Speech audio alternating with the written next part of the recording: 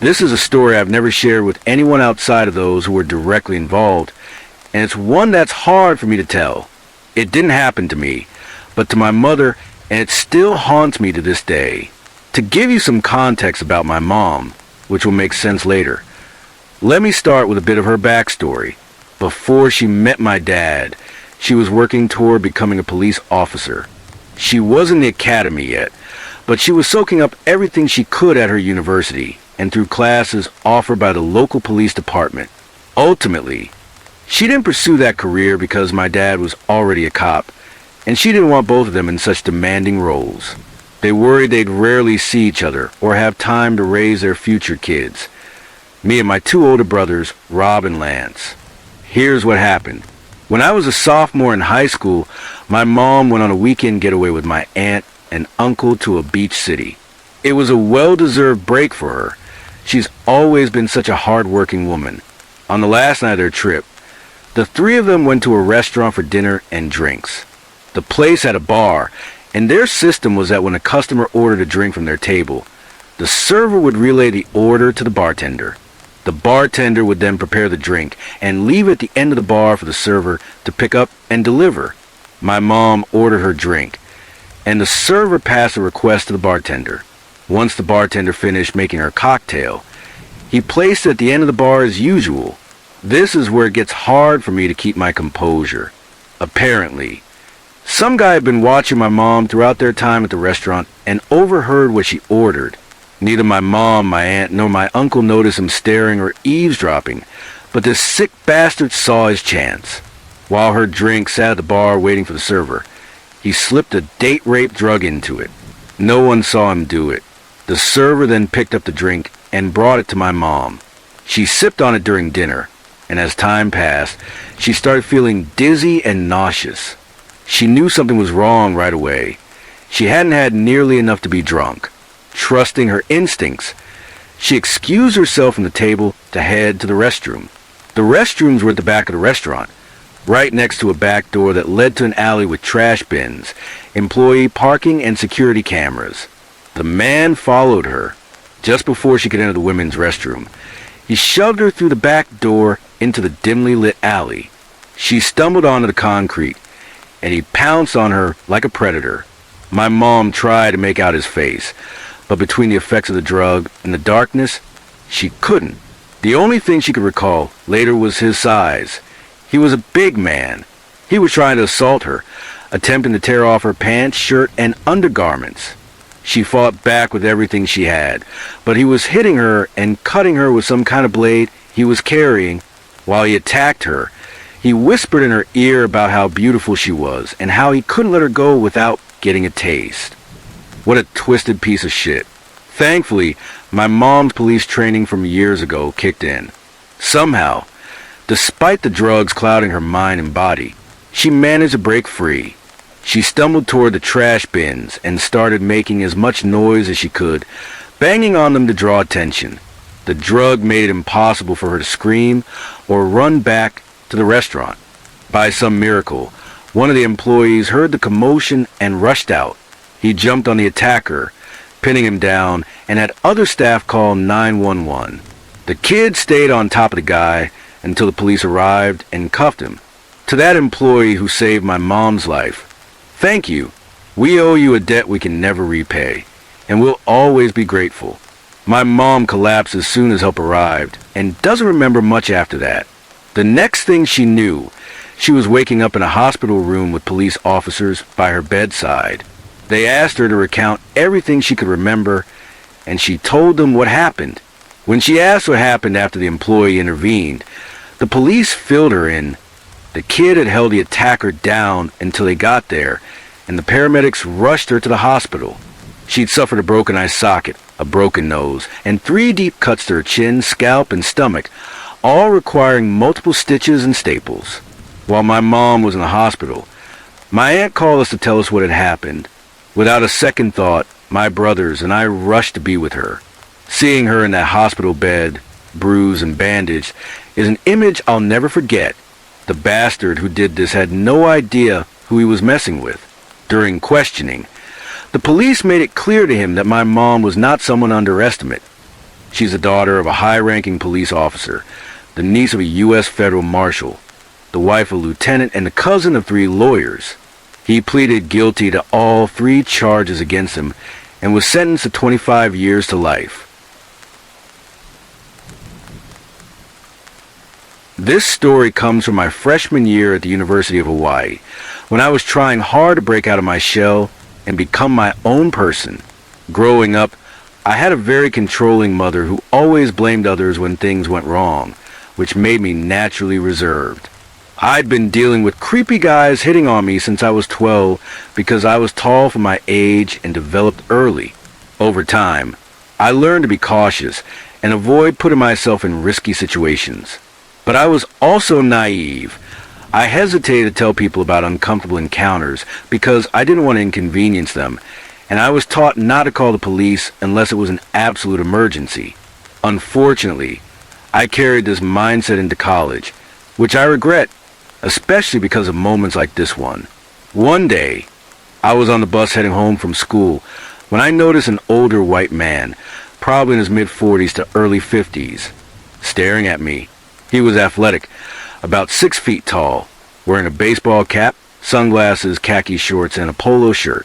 At first, I brushed it off as nothing unusual. He looked like a typical tourist. It wasn't uncommon for older men to stare at me, either because they found my mixed Japanese and white heritage exotic, or because they were eyeing my figure. I usually wore t-shirts and jeans, so I wasn't drawing attention on purpose, but the look still happened. He got off the bus well before my stop, so I figured that was the end of it and didn't give it another thought. 2 weeks later, though, I was on my way home again, and the same man boarded the bus from a nearby mall. It was a cloudy day, but there he was, wearing the same baseball cap and sunglasses. That struck me as odd. What was he trying to hide? This time, he didn't just glance at me. He stared relentlessly for about 20 minutes, leaning forward in his seat. From past experiences, I knew most people wouldn't step in to help unless someone was physically attacking you or loudly harassing you. So, as expected, no one on the bus paid him any mind. I started to feel uneasy. When I reached my stop, I moved in front of the bus to exit near the driver, hoping it would feel safer. That was a mistake. The man slipped out the back door, and I only noticed after I walked a few yards. He had this wide, creepy grin and mirrored my every move. If I stepped to the right, he did the same. I knew he wasn't a neighbor, and I could tell he was up to no good. I started walking faster, almost running, but he closed the distance quickly with his long strides. Panic set in. I knew no one would be home. My mom and grandparents were out and wouldn't be back for another 3 hours. I pulled out my phone and typed 911, ready to call if he tried anything. Then I noticed cars at a neighbor's house, one with a big family who often had relatives over. I veered into their driveway, a block from my house. The man shifted sideways to match my movements, still grinning, and slowly passed behind another neighbor's hedges. I was terrified, frozen with fear, standing among my neighbor's cars, clutching my phone, ready to dial. But I didn't call the police, and I never told my family about it. A decision I regret to this day. After about 15 minutes, with the sun starting to set, I crept to the edge of the driveway and saw him a block away, facing the opposite direction. He was just standing there, hands on his hips, staring into the distance. He stayed like that for another 5 to 10 minutes, not wanting to risk him turning back. I bolted from my house. I glanced over my shoulder a few times, and even as I reached my driveway, he was still in the same spot, motionless, staring at nothing. I never saw him again after that. A week later, though, my university sent out a security alert that sent chills down my spine. It described an older white man who had stalked 2 foreign freshman female students to their shared apartment just days before my incident. He'd stood next to them, refusing to leave even as they yelled at him to go away, demanding they open their door. Thankfully, they called the police and he fled. For weeks, the police searched the island for him until they finally caught him. It turned out he had a history of stalking women and had been convicted of raping one. That experience taught me not to hesitate to call someone or even the police when my gut tells me something's wrong. It's not an inconvenience. It wasn't until 6 years later that I realized my ethnicity likely made me a target. I fit his type of prey. Thinking about it still gives me the creeps. This happened while I was out riding my bike around my neighborhood. We live in a quiet, suburban area where nothing bad or strange ever seems to happen, so it's usually a safe place to be. It was about 5:30 p.m., and I'd ridden into the neighborhood right next to ours. As I was pedaling along, I spotted a small, skinny puppy. Think of something like Boo, that tiny dog, since I'm not great with dog breeds. It was wearing a pink collar and didn't look lost, so I figured it was near its home. I kept riding, not thinking much of it. About 9 minutes later, I circled back through the same spot, and the puppy was still there, sitting in the same place. I assumed it must live at that house. But no sooner had I slowed down than a Ford Freestyle came around the corner and pulled up right in front of me. A man stepped out, and instantly, every alarm in my head went off. He looked to be in his mid to late 50s, with a rough, unsettling vibe, like someone you crossed the street to avoid. "Is this your house?" he asked in a low, flat voice. No, sir, it's not," I replied, trying to stay calm. "Are the owners home?" he pressed. I could smell cigarette smoke on his breath. Glancing at the driveway, I noticed there were no cars parked there. "I don't think so," I said. "Oh, okay. Is this your dog?" he asked, his tone shifting slightly. "No," I answered, feeling more uneasy by the second. "Oh," he said again, but this time there was something excited, almost sick about the way he said it that made my stomach churn. I decided I needed to get out of there. "Okay, well, bye," I mumbled, starting to pedal away. "Goodbye," he called after me. I glanced back and saw the puppy looking at me, its little face nervous and uncertain. For a moment, I tried to convince myself he might just be someone harmless, like an air conditioning repair guy or something random. It was a weird conclusion, I know, but I was scared and grasping for excuses to leave. About 10 minutes later, I rode back to check on the puppy, hoping my gut was wrong. When I got there, I saw cars in the driveway and felt a wave of relief, thinking the owners must be home. But as I got closer, my heart sank. The front windows of the house were smashed, and the owner's car was battered to hell. I reached for my phone to call the police, but then I noticed something on the ground. A pink, circular object. It was the puppy's collar. My chest tightened. Just as I was about to dial 911, I heard sirens. The police arrived faster than I could have imagined. Guess the Oro Valley sheriffs don't mess around. A full SWAT team showed up moments later. They kicked in the already broken front door and were met with a horrific sight: a severed arm and leg. To sum it up, the man had murdered the family and the puppy. They found the puppy's severed head in the toilet. I rode home, shaking, trying to calm myself down. I hated myself for not doing something when I saw that suspicious man, for not stopping him from hurting that poor family and their dog. As far as I know, the police never caught the bastard. What kills me to this day is the memory of looking back at that puppy, its innocent, skinny face staring right at me, like it was pleading for help. This happened about a month and a half ago. I'm 24 and live in Albuquerque, where we have a massive mountain called the Sandia, part of the Rockies, that sits right against the east side of the city. I'm an avid rock climber and hiker, and I'm not usually afraid of the dark. This past summer, I started doing night hikes because the warm evenings and clear skies made for stunning, almost surreal views. One night, I decided to drive around the back of the mountain to find a spot a friend had mentioned, since the backside is an easier climb to the top. I parked in a dirt lot off a dirt road, hoping it was the right place, but it wasn't. Still, I decided to stay because there were no other cars around, and the trail I found led to the summit. So I started hiking. It was about 3.5 miles from my car to the top, and I reached it around 11 p.m. By then, I'd lost all cell service, but everything was going fine. The night was beautiful. I could see the city lights sparkling below and the stars stretching endlessly above. I found a fire pit, probably left by campers, and decided to rest there. I didn't light a fire since it was still around 90 degrees. Instead, I sat on one of the logs nearby, sipping water and soaking in the peace. About an hour later, while I was gazing at the stars, I heard voices and saw a light approaching from the distance. At first, I figured it was just campers heading to the fire pit, since it was the only one I'd seen for miles near the summit. I packed up my stuff, ready to move along and give them space. But as the group got closer, I noticed something odd. Only a couple of them had flashlights. The rest were carrying what looked like torches, straight out of an Indiana Jones movie. That felt off. So I slipped about 30 feet away to a rock formation where I could stay out of sight and get a better look. As they reached the spot where I'd been sitting, I could only make out shadows at first, which I chalked up to their lights messing with my night-adjusted eyes. They took a minute to get a fire going, which wasn't hard since they brought their own wood and used the torches to light it.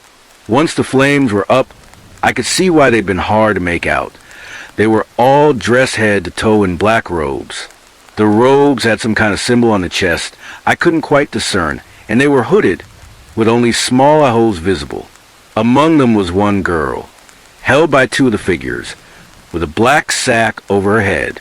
They tied her to the tree closest to the fire.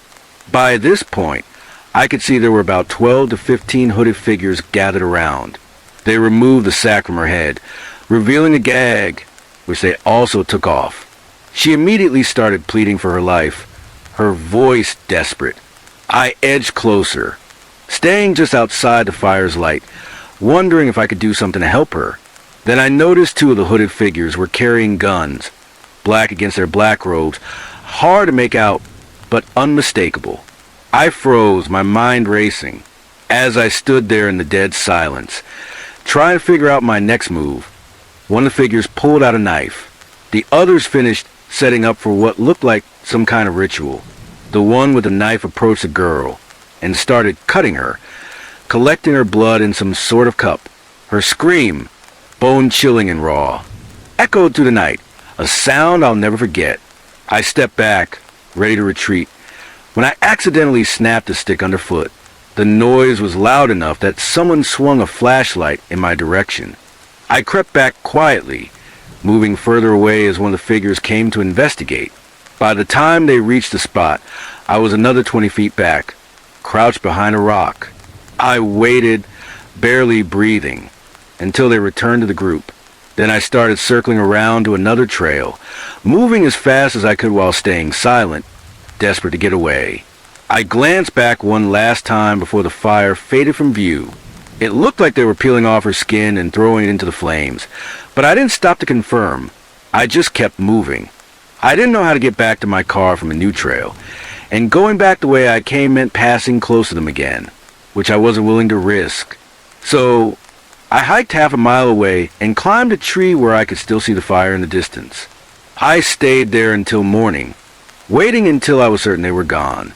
When I finally passed by the fire pit on my way back to my car, the bloodstains on the tree almost looked natural, like they could have been anything else. But I knew better. Not saving that girl will haunt me for the rest of my life. This happened when I was 16 years old.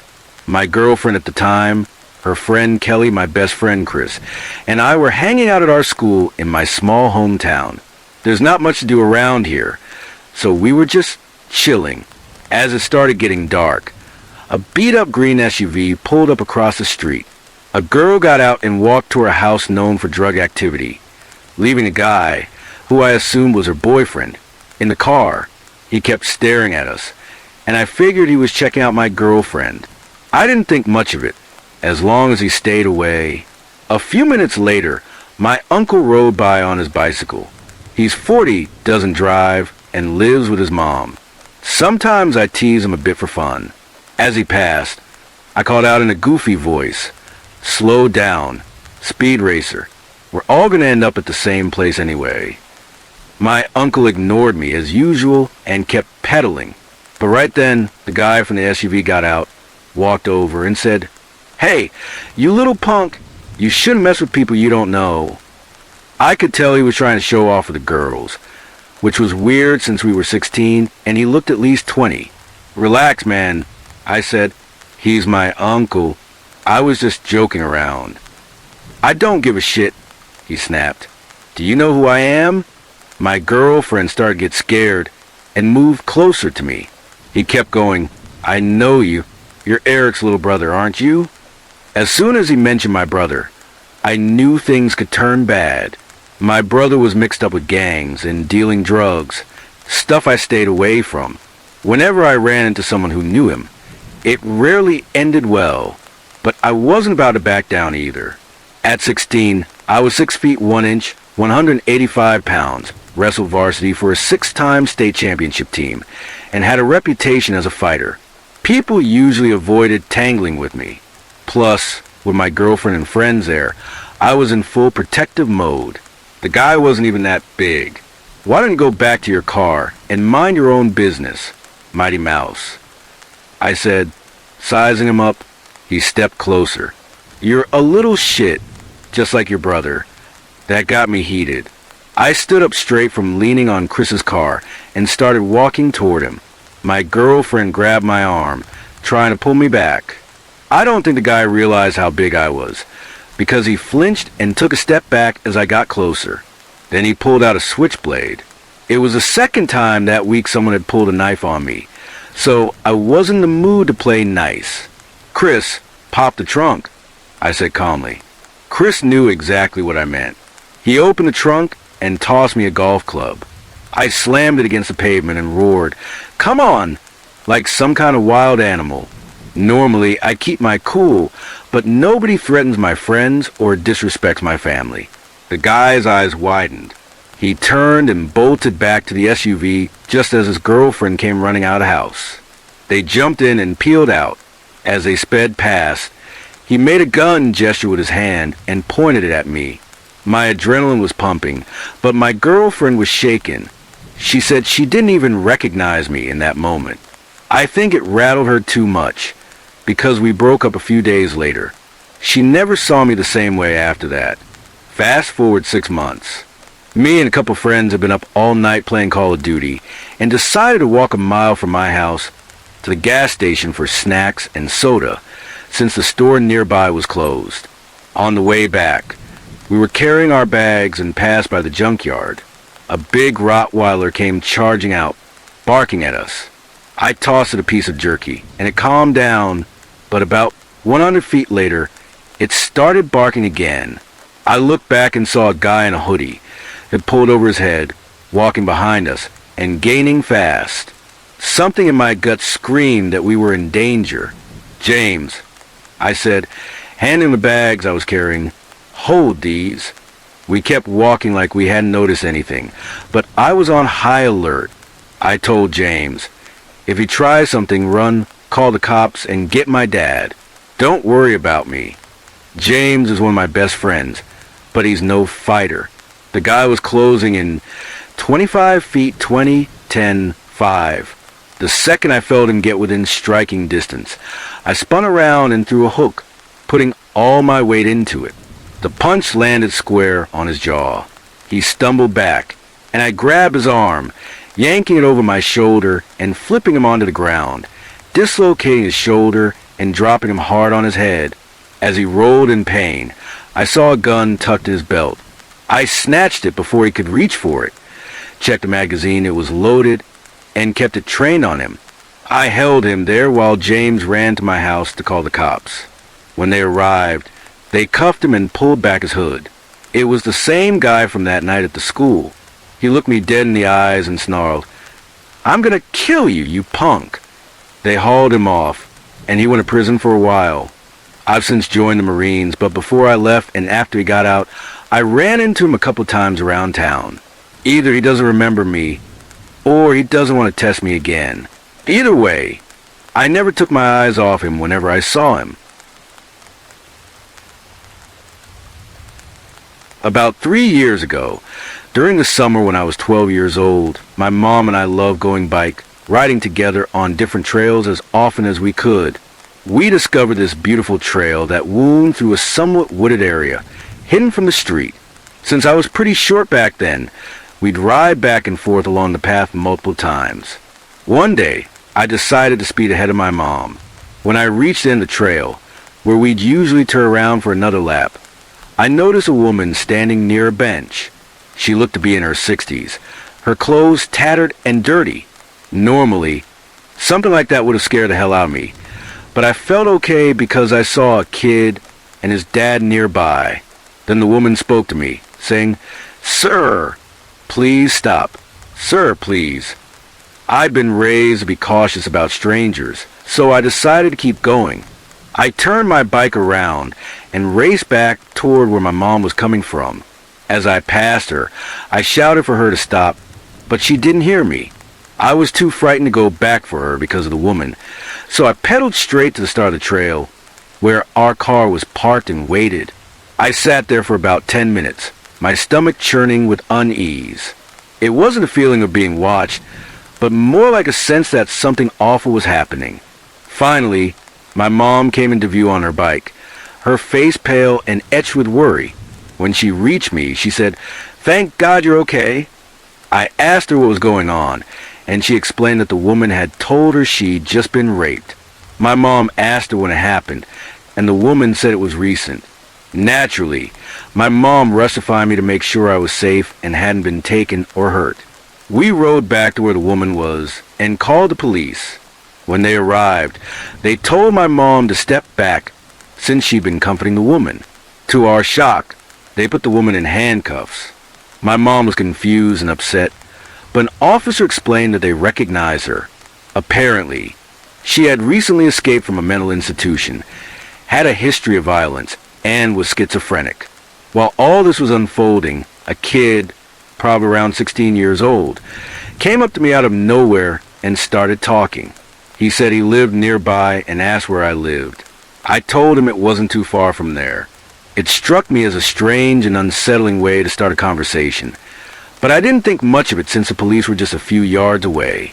After that, the officers asked me where I'd first seen the woman, and other details like that. Once they were done, we started walking back to our car to head home, rattled by the whole experience. But then something odd happened. The kid I'd been talking to began following us along the trail. He kept trying to make small talk, but the way he was looking at my mom and me, with this creepy, almost sickening smile, made my skin crawl. He seemed like he was up to something, like he had some hidden motive. By the time we reached the car, he said goodbye with a sly grin, and we drove off. As we pulled away, I finally let go of the tension I'd been holding in, trying to act normal around him. I nearly broke down crying, telling my mom I thought the kid was going to rob us or something worse. My mom, though, had a darker feeling. She thought he might have had something far more sinister in mind. This happened a few years ago, right across the street from my house in our quiet little neighborhood. To this day, we're still not entirely sure what went down. The local news in our town is pretty useless. You'll hear more about festivals than anything important, so it's no surprise we were left in the dark. There was this woman who lived across from us, someone we always found a bit odd because of her quirky gardening habits. She became the subject of plenty of jokes in our house. She'd water her lawn during rainstorms, let her weeds grow wild before mowing them, to the annoyance of my dad and our next-door neighbor, and wrap tinfoil around the base of her trees to keep bugs away. One thing she did that really stood out was mowing her lawn in the dead of night. Now, that wasn't too strange since it gets scorching hot during the day, and some folks mow in the evenings to avoid the heat. But 11 p.m., that's pushing it. Because of this, we nicknamed her the night mower in our household. Truth be told, she was a kind woman, but there was something else about her that unsettled my family. Not her personally, but the guys she hired to help with her yard. They were a rough-looking bunch, the kind who seemed like they might have been mixed up in some serious drug stuff, either back then or still. From what we gathered, at least one of them was related to her. and the others were his buddies. They were always around, working in her yard. We didn't dislike her. She never bothered us directly, and her quirks were more of a minor nuisance. But those guys hanging around her place, they gave us the creeps. They never did anything outright wrong that we knew of, but they just had this shady vibe, maybe a bit redneck too. My dad swears he once saw one of them taking a leak in her garden, right by the road in front of our house. The guy at least tried to cover himself, but still, it was bold. Everything came to a head one Saturday morning. I was lounging in my pajamas in the living room with my family while my parents sipped their coffee and chatted. My dad happened to open our wooden front door and peek out through the glass one and froze. "Oh my gosh," he said, startled. We all turned to look and saw that the night mower's house was engulfed in flames. Neighbors gathered in their yards to watch, and someone called the fire department. After staring for a bit, I went back inside to read. I know that sounds cold, but I figured she probably left the house and forgotten to unplug something that sparked the fire. I thought the worst case scenario was just property damage. It didn't cross my mind that something darker could have happened. Not in our small town.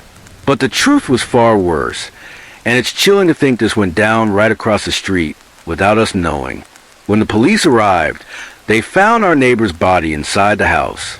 I don't know all the details, but it was clear she'd been murdered. Someone had set her house on fire to cover it up. I managed to find a short article online, but like I said, our local news is pathetic and there was no follow-up. All we pieced together comes from bits the police were willing to share. What I do know is that one of the men who worked in her yard was suspected, put on trial, and later executed. That's all the article said. It didn't give much, and there was nothing more to find. What happened to that poor woman was awful. It took a long time for anyone to buy that house after it was fixed up, probably because of what went down. It's strange to think something so horrific happened right next to us, to someone we knew. I just hope the new owners have better luck than she did. This is a story about my friend Josh, who lives up in northern Washington. He's about 23 now, but this happened when he was just 8 or 9, and it's left a deep mark on him, making him less social and distant from almost everyone. Back then, he lived in a quiet, secluded country town with his dog, his dad, and his mom, who was often away for work. His dad was dealing with job troubles, so he stayed home to look after Josh and the house. They'd been there for years, but Josh started waking up late at night, feeling uneasy for no clear reason. A few weeks later, his dad was woken up by their dog, Rex, going wild. He managed to calm Rex down, but later that night, when he got up to use the bathroom, he saw a man standing in the middle of the field near their house. It freaked him out. Nobody usually came around that isolated area. He watched the guy for a bit before heading back to bed, but then he noticed Rex wasn't in his usual spot. Panicked, he grabbed his rifle and ran outside, thinking the guy might have taken the dog. He found nothing. At dawn, he searched the field again, only to stumble across Rex's body, nearly headless. It hit him hard. He buried Rex quickly and told Josh the dog had run off chasing something. Josh was heartbroken, but held out hope Rex would come back. For the next 2 weeks, Josh's dad got up every night around the same time, staring out the window. Sure enough, there was the same guy, standing near the tree line, just watching the house. It got to him. Fed up, he called some buddies to help search for the creep. They set up tents in the field, keeping watch. One night, his dad spotted the guy again, lurking at the edge of the woods. He and his 3 friends went into the forest to track him down, but after 2 hours, they found nothing. One buddy bailed early, pale and shaken, saying something had nearly got him out there, but refusing to explain. Josh's dad told his wife everything, and she grew worried about their safety. She asked the sheriff to check things out. But that night, the guy showed up again, this time screaming and yelling like something unhinged. Josh's dad had had enough. He grabbed his gun, ready to confront the guy. Josh woke up, startled by the noises. His dad told him he was going to look for Rex, But Josh sensed something else was wrong. His dad asked him to shine a flashlight toward the woods and stay on the porch until he got back. Just as he was lacing up his boots, the guy let out another wild screech. Josh's dad muttered something like, "You're done, you creepy bastard," and sprinted toward the tree line. Josh kept the light on the forest for hours, scared and worried sick. Around 6 a.m., his mom got home with the sheriff. She panicked when she realized her husband wasn't answering his phone and found Josh still on the porch. Josh told her his dad had gone into the woods looking for Rex. She sent Josh to bed and frantically filled the sheriff in. The sheriff called for backup and searched the forest. Days passed, and they found only his dad's glasses, wallet, and a shredded but clean jacket. They kept looking for another week. At the far end of the forest, near a fallen tree, they found his rifle and a bloody, torn boot. They listed him as missing, not dead, since there wasn't enough evidence to say for sure. On the last day, the sheriff went out alone and saw someone across the river that ran through the forest. The guy was crouched, eating something, and bolted when he spotted the sheriff. The river kept them apart, so the sheriff couldn't do much. He told Josh's mom, and soon after, she moved him out of that house, still haunted by not knowing what happened to Josh's dad. I heard about a month ago that Josh went back to that town with a friend during a business trip. His friend checked out the old house and came back rattled, saying they needed to leave. The place was boarded up, but he swore he saw someone moving inside with a lamp. My name's Peter, and I'm 19 now, but this happened a few years back when I was around 11. That summer, my older brother landed his first job as a groundskeeper at our church, working every Saturday.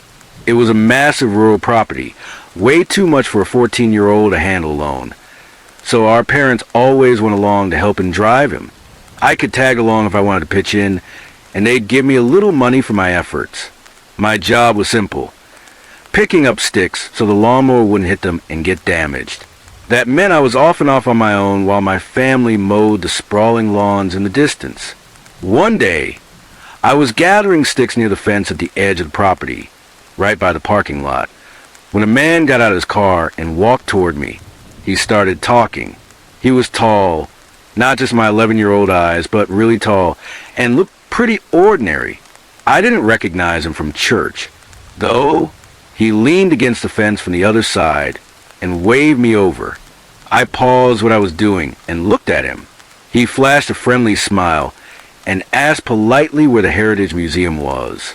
Now, the church grounds were huge, and the museum was a small building on the property, not far from the church itself, but on the opposite side. It had its own driveway and a clear sign, hard to miss for anyone paying attention. I told him it was just down the road, and that he'd see the sign.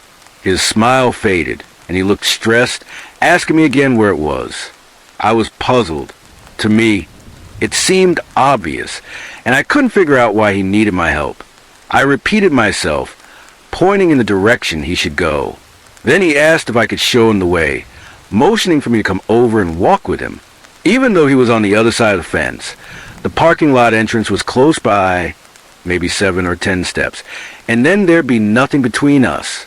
He was closer than I liked. I wasn't picking up any red flags yet, just a kid assuming this guy needed help. But something in me didn't want to go with him. Not because I suspected anything, but because I figured I should stick to my job.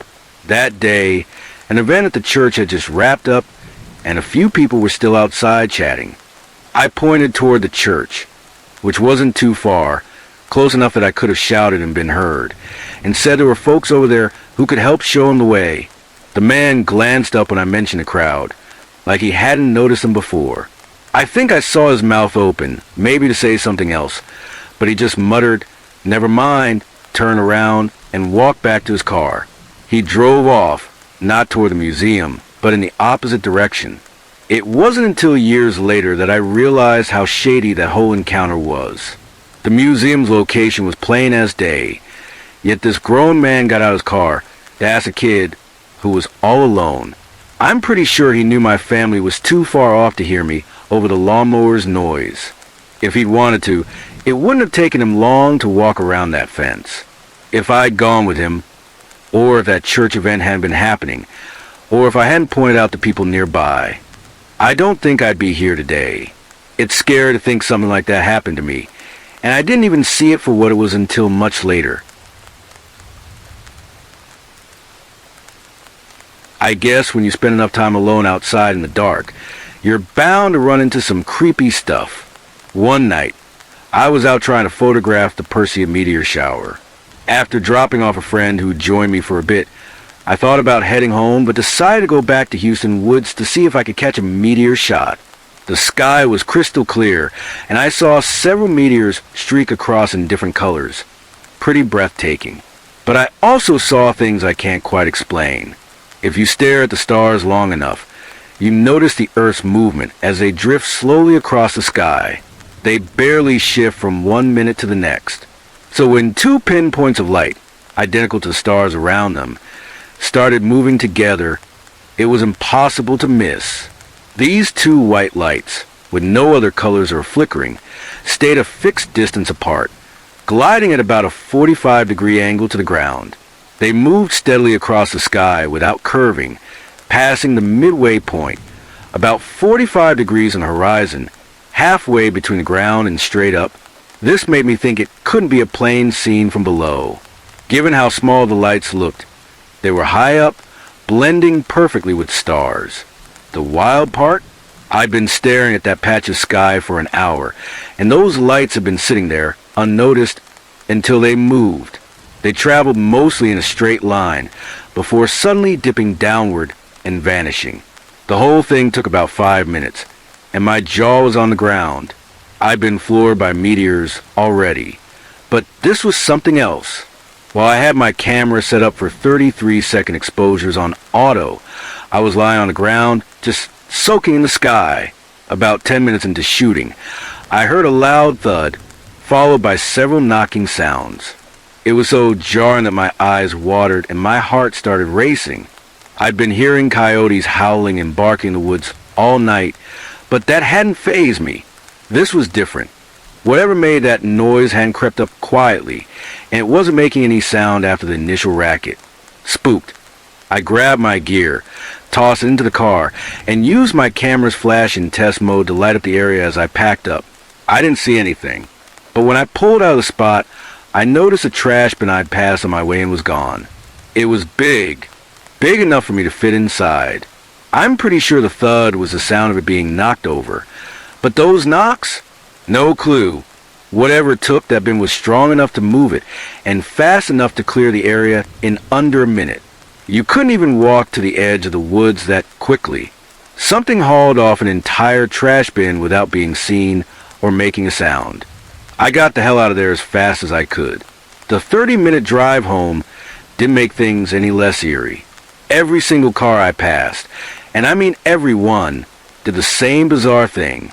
Just before we passed each other, they'd stop dead in the middle of the road, flick on their high beams, and stay there.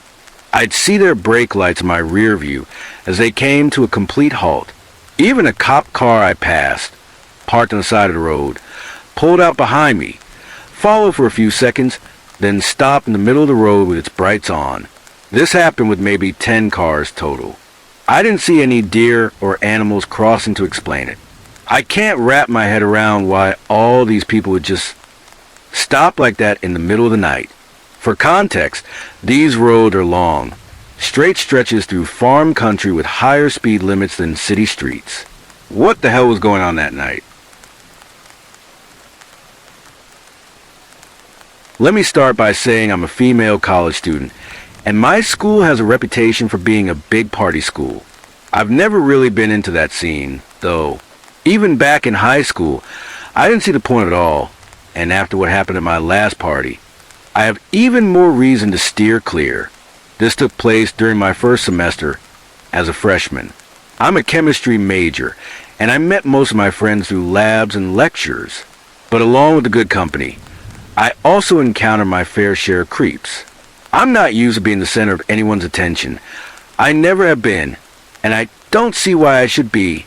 I prefer keeping my circle small, staying in the background, and enjoy my own company. But a new state comes with new rules, and creeps were part of the deal. One of those creeps was a guy named Tom, who was in my chemistry lecture. From day one, he seemed fixated on me. At first, I'd just catch him staring when I glanced over my shoulder to check the clock. He always made a point to sit behind me. I'd give a polite smile, turn back around, and try to shrug it off. It was creepy, but not outright alarming at that point. After a couple of weeks, he worked up the nerve to talk to me. I was raised to never be rude or ignore someone speaking to me. So I played nice, even though I wasn't interested. I don't know why I felt so uneasy about him at first. He seemed friendly enough when he spoke, but something in my gut told me things were off. Soon, I started seeing him everywhere, even in places I knew he wasn't supposed to be, like classes he didn't take. I tried everything to give him the hint. Avoiding him, switching seats in lecture, shutting down his attempts at conversation. Unfortunately, I'm not very confrontational, and I couldn't bring myself to flat out tell him to back off. He didn't seem to pick up on my signals either. My friends teased me about it, saying I had an admirer, and I'd laugh it off, but deep down it really unsettled me. He was starting to insert himself into my life, and I didn't know how to handle it. One time, just after Thanksgiving break, I was studying outside at a picnic table when, sure enough, Tom showed up. He started asking about my break, how my family was, if I was glad to be back. Then he asked how Bruno and Riley were. Bruno and Riley are my dogs, and while I love showing them off, I knew for a fact I'd never mentioned them to him or shown him any pictures. My rational side reminded me that Riley was my phone's lock screen, so maybe he'd seen her when I checked the time, and Bruno was my wallpaper, so he could have glimpsed them too.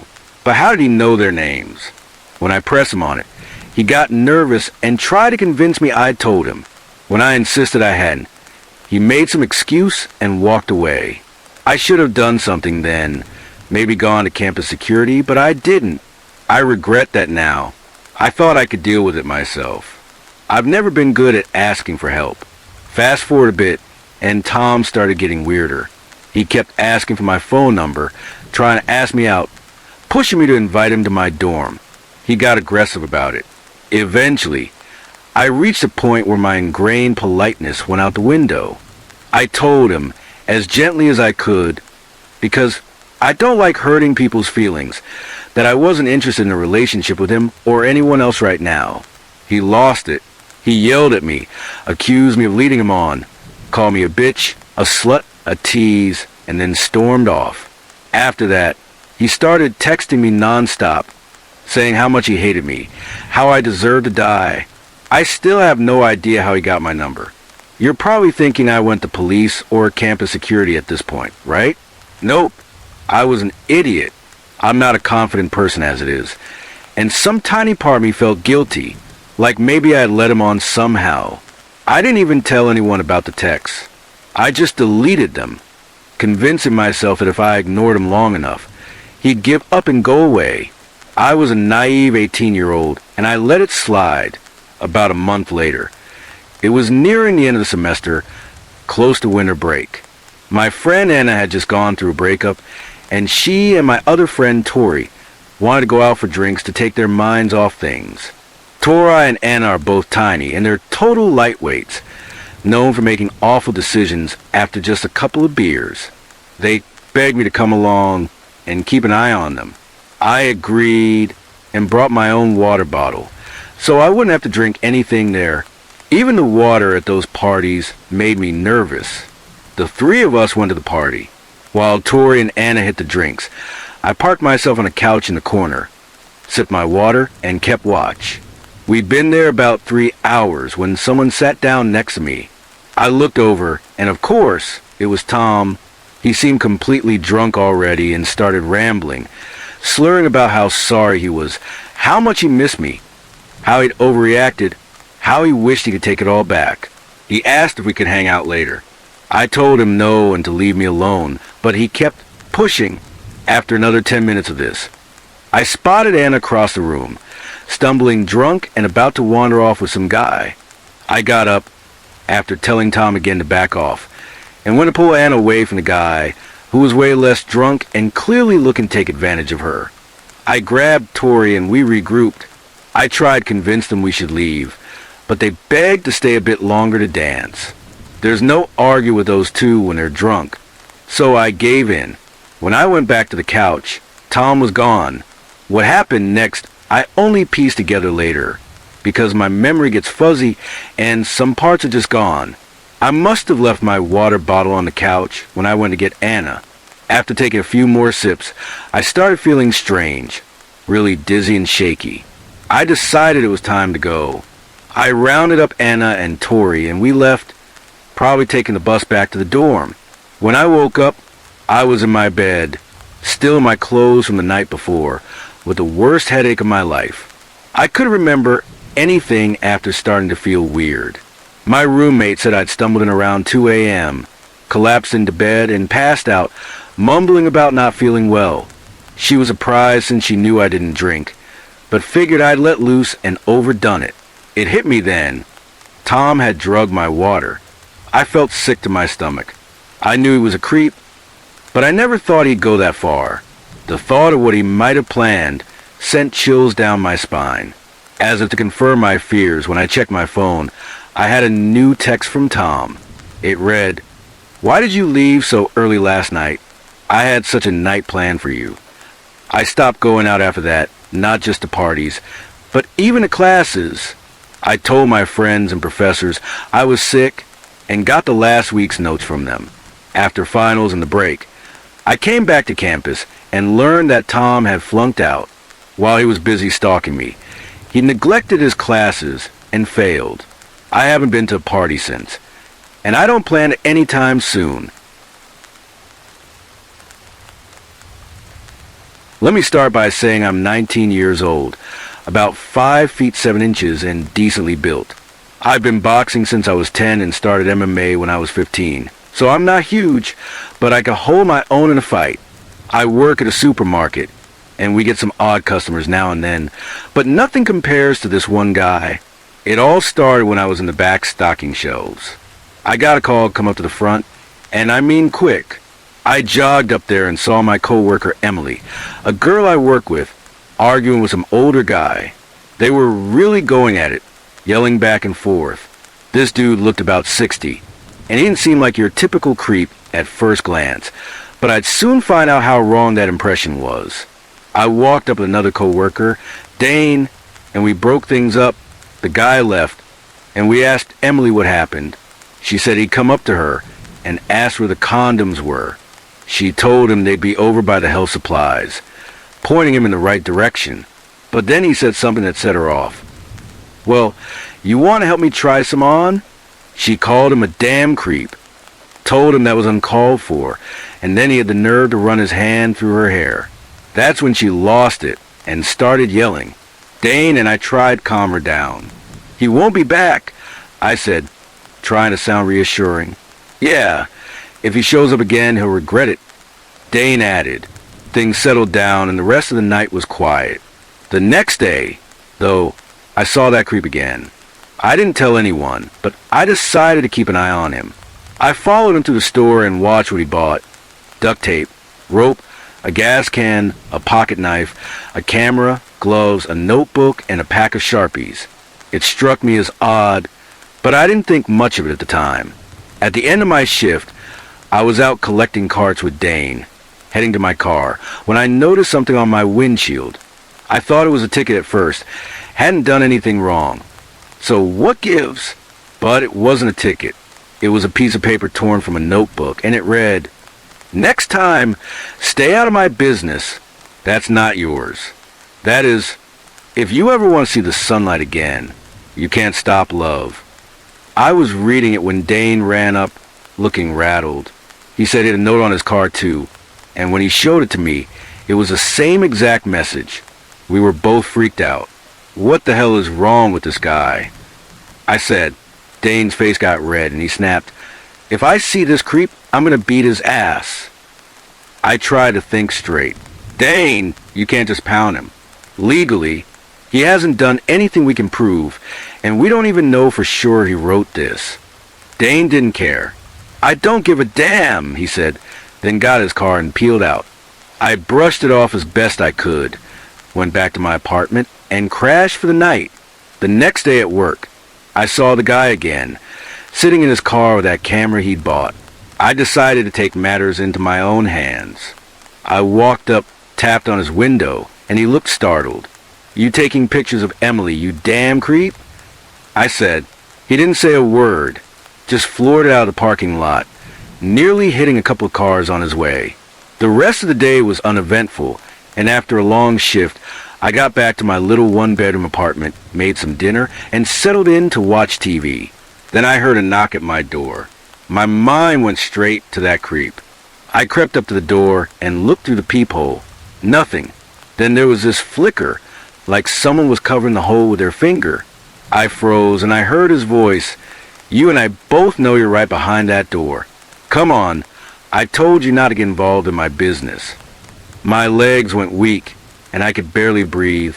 Then he said, "The note on your car? Come on. Can't we talk face to face, Matt?" How the hell did he know my name? I checked the peephole again. Nothing. He must have walked off. I slumped down, my heart racing, trying to figure out what to do. I barely slept that night. By morning, I was pissed. Screw it. I thought, I'm going to work, and if he shows up, I'm laying him out. I was fired up, even stretched before leaving in case things got physical. I drove to work, scanned the parking lot as I walked in, and saw nothing suspicious. The day dragged on, and I was starting to think maybe he'd backed off. But as I was walking to my car after my shift, I heard a muffled noise. I looked around. Nothing. Then I heard it again, louder, like someone saying help, followed by more muffled sounds. I circled my car and froze. There was that creep, and Emily was on the ground, her legs tied up, duct tape over her mouth. What the hell? I shouted, charging over. I shoved him hard, knocking him away from her. He reached into his pocket and pulled out that pocket knife. I've been boxing most of my life, but I'd never faced someone with a knife. He told me to leave, said he'd spare me if I did. Hell no. I shot back, trying to sound tougher than I felt. "Get out of my face or you're done." For a split second, he glanced away, and that was all I needed. I threw a jab as hard and fast as I could, followed by a cross. My coach always called it the money punch. I stepped in, threw another jab, then an elbow, then my left, and wound up for a massive overhand right. It landed square, and he dropped like a sack. His head hit the pavement, and he was out. Emily had managed to rip the duct tape off her mouth, since her hands weren't tied, and she untied her legs, screaming for help. Some lady nearby called the cops. I held the guy down until they showed up. They ran his info, and here's the kicker. Nothing came up. No prior arrests, no record of kidnapping, assault, nothing. Emily hasn't been back to work since, and I don't blame her. If I hadn't heard her muffled screams, I don't want to think about what could have happened. Looking back, it all clicked why he bought that stuff. The duct tape was for Emily's mouth, the rope to tie her up, the knife to threaten her, or worse. The Sharpies and notebook were for those creepy notes on our cars. The camera was probably so he could take pictures of her. The gloves were to avoid leaving fingerprints. And I'm guessing the gas was so he could drive her somewhere far off. So here's my advice. Always pay attention to what's going on around you. This story didn't happen to me directly, but I was there right after it went down with a close friend of mine, when he told me and his brother about it. It was such a wild, almost unbelievable tale, but the fear in his eyes and the way he was shaking convinced me he was telling the truth. He's never been the type to make stuff up either. For simplicity, I'll tell it exactly as he shared it with us. Guys, I'm freaking out. The most messed up thing just happened, and I don't even know how to explain it. He was a wreck, barely able to get the words out. We calmed him down enough to get the full story. This took place in Minnesota during winter, where we've got a lot of paths cutting through the woods. Here's how it went, in his own words. I was walking home along the usual path, like I always do. I got to the spot where there's a bench and the path splits. There was this girl sitting there by herself, hood up, hands kind of trembling, staring at the ground. I figured she was just a meth head. There's plenty of them around here, so I didn't think much of it. But as I passed her, even though her head was down, it followed me, like she was tracking me without looking up. It was weird, but I brushed it off and kept going. About 10 feet past her, I glanced back, and she was gone. No way she could have disappeared that fast. I would have heard her moving. The snow crunches loud out there. I started walking quicker. Then I saw 2 more people up ahead. They looked like teenage girls, both with their hoods up, wearing identical outfits, brown coats and jeans. They had similar builds, but one was at least 5 inches shorter than the other. I couldn't figure out why so many people were out here. It was freezing, almost dark, and this path is usually empty. I couldn't see their faces clearly, so I kept my distance. But when I got a few feet away, they both turned and looked at me. He paused here, struggling to keep talking. Their eyes, they were completely black. No whites, no color, just solid black. I started to panic. They didn't say a word, just kept walking, and then I heard them giggle. The creepiest damn giggle you could imagine. I sped up, trying to calm myself down. Didn't want to slip on the snow and ice, you know? I was almost at the end of the path when the most insane thing I've ever seen happened. There was this big tree with a branch hanging over the trail, and sitting on that branch were 2 boys. Their legs were dangling, heads tilted to the side, and their faces were blank, like they weren't even there. And their eyes, black, just like the girls. I froze for a second, not knowing what to do. I couldn't turn back. I was only 5 minutes from home, so I started walking fast. As I passed under them, one of the boys spoke in this weird, flat voice. "Want to come play with us?" It sounds cheesy now, but that's what he said. I ignored it and kept moving. Then I heard it again, louder, angrier, like command. "Come play with us." I bolted, sprinting as fast as I could without slipping. I didn't stop until I got here. I'm never taking that damn path again. I'll take the long way around from now on. When he finished, none of us knew what to say. Why would he make something like that up? We'd been in a good mood, just waiting for him to get home so we could kick back with some beers, weed, and video games. But he was so shaken, he spent the rest of the night holed up in his room. We ended up watching some comedy movies to lighten the mood, but it didn't really help. I wasn't there, so I'll never know if it's true, but my friend's a big, buff 6-foot guy, and I've never seen anyone look so terrified. I'll never forget the fear in his eyes as he told us. Needless to say, we all avoid that path now. I knew this guy when I was 18. He was my first boyfriend.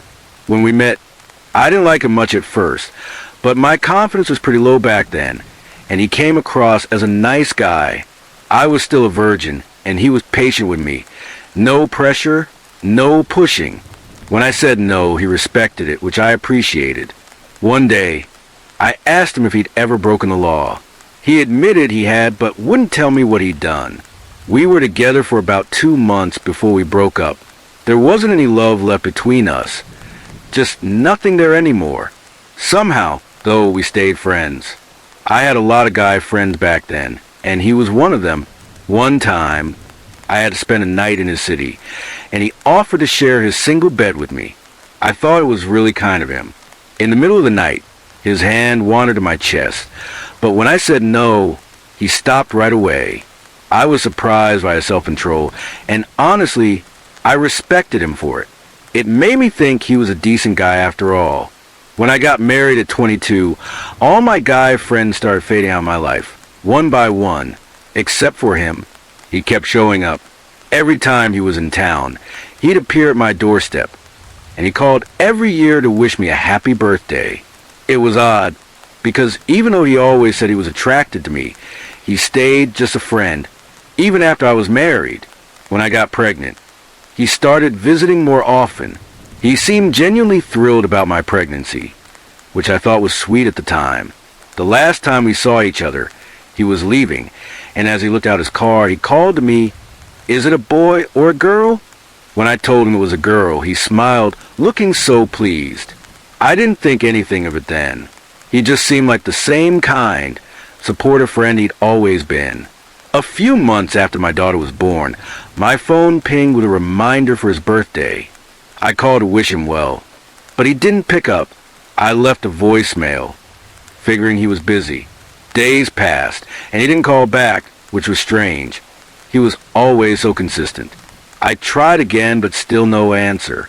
I started to worry. What if something had happened to him? On a whim, I decided to Google his name, thinking maybe he'd been in an accident or worse. What I found made my blood run cold. He was in prison. It turned out he'd raped a 5-year-old girl. It happened while the girl and her mother were in another room. The girl had screamed for her mom, but for some reason, her mother didn't come. The article said the girl's mother later shared that the child kept asking, "Mom, I called you. Why didn't you come?" That little girl even tried to take her own life afterward. I was shaking as I read it, and then it hit me. I realized why he'd been so happy when I got pregnant, why he'd started visiting more, why he'd smiled so brightly when I told him I was having a girl. The thought of what that sick bastard might have been planning still makes my skin crawl. He only got 6 years in prison, and now he's out. Earlier this year, he tried to reach me through Facebook, but I blocked him immediately. There's an article about the incident. It's in Hebrew, but you can translate it with Google if you want to see it for yourself. This happened in Australia about 12 years ago when I was 24. I'm 36 now, living about an hour or two north of Sydney. Back then, I worked afternoon and night shifts, which meant I had to take the train to and from the city. One particular night, I'd just gotten off at the station about 15 minutes from the unit block where I lived with my mom, my older brother, and my 2 younger sisters. Near the station, there's a small shopping center, a public school, and a daycare just north of it. I should mention this to give you a sense of the area, since it matters for the story. The main road runs past the shops, curves up around a fairly steep bend, then goes down the other side of the daycare and school, and finally past my unit block. So, back to that night. It was the early hours of the morning, and I was walking home. As I passed the shopping center, I noticed a figure on the loading dock. It seemed odd since the shops were closed, and they didn't have any night staff. I kept going, starting the uphill climb toward home, but I got this sudden, overwhelming urge to look back. My stomach dropped when I did. There was a strange guy following me, moving in a really creepy way, like he was stalking me. He had his back pressed against the wall of the shopping center, sidestepping while staring right at me. I turned and started running up the incline. I'm not exactly the fittest guy, so it took everything out of me. When I reached the top, right in front of the daycare, I glanced back. There's a tall chain link fence at the back of the daycare, so I figured I might be okay. I didn't see him, so I kept walking, heading past the daycare toward home. Then my senses went into overdrive. I heard someone running and scrambling, like they were climbing over that chain fence. I took off, sprinting down the road past the school, and finally reached the main driveway of my unit block, completely out of breath. I mustered the courage to look back up the street, and what I saw scared the hell out of me. That same figure was standing no more than 10 meters away, staring at me. This guy looked unhinged, tall, maybe 6 feet 2 inches or 6 feet 3 inches, huffing and puffing from chasing me. He was dressed in black, with a grayish beard and hair. The memory of his eyes still gives me chills. There was so much hate and malice in them, I knew I'd be in serious trouble if he caught me. With that, I bolted again, tearing down the driveway. As I ran, I noticed him veering off toward a side path that runs alongside the school and our unit block. There's a gap in the fence along the block he could slip through, and it wasn't far from our unit. I pushed myself to the limit, racing to our door. I could see my mom awake in the kitchen through the window. She must have spotted me sprinting because she opened the door just as I reached it. I barreled inside, nearly knocking her over, and we slammed the door shut. Right then, I heard something crash outside, like a trash can being kicked over near the carport by our front door. I grabbed my baseball bat, ready to confront this creep, and ran back outside, adrenaline pumping. But he was gone. No sign of him. I told my mom everything that had happened, my heart still racing. I didn't call the police though, and that decision haunts me. A week later, I heard about another guy who was attacked and stabbed while walking home in the early hours. The description said the attacker was wearing dark clothing, just like the guy who chased me. They never caught him. I still feel awful for not reporting it. If I had, maybe that other guy wouldn't have gotten hurt.